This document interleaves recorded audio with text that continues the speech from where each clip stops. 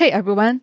Now that ArtFight 2025 is going, I wanted to take some time to go over the recent website changes and updates and share my thoughts and experiences so far.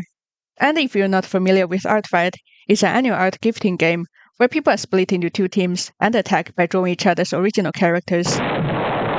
It's all hosted on the ArtFight website, and I think it's a really fun way to practice art and meet new people.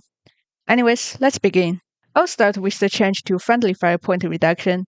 So this year, instead of earning 25% of the points for attacking someone on your own team, you now get 75%. I actually didn't even notice this at first until I did a friendly fire attack and got way more points than I expected. I think this is definitely a positive change as it really encourages art gifting regardless of what team someone is on, which helps make the event feel more positive and community driven. While it does kind of blur the line between teams a bit, I still think it's a fair trade off. I personally get a little competitive when it comes to getting points, so I used to feel quite disappointed to spend hours rendering info piece with all the details and background only to get like 18 points because it was friendly fire. Now it feels a lot more rewarding and has definitely made me more inclined to draw for people on either team.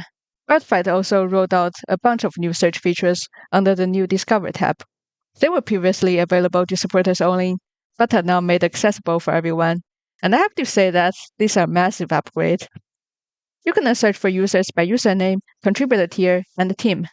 Before, I used to just type other people's usernames in the link to get to their profile, but this feature certainly made it a lot more convenient. You can also search characters by name, designer name, tag, and team. I think this is the greatest improvement out of all, and definitely a huge step up from the old tag search feature. Previously, tag search only gave you 24 random characters with specific tags, which is not really helpful considering the number of characters out there. Like, if you lose a character and didn't have their ID saved, then good luck finding them again. Now you can actually find the characters you're looking for, get consistent results from multiple filters, and the results are also split into pages, so you can scroll through to get access to all characters that match your search criteria. Although I think it'll be better if there can be a list of page numbers that you can jump to, because right now I have no idea about the total amount of characters, and most of the time I would only browse the first few pages before it gets too bothersome. You can also search for tags by name, type, team, and event. I personally don't browse the tags as often as characters, but I do appreciate the added options. It gives a lot more control over what you're looking for. That being said, I am a little concerned about the ability to sort users and characters by battle ratio.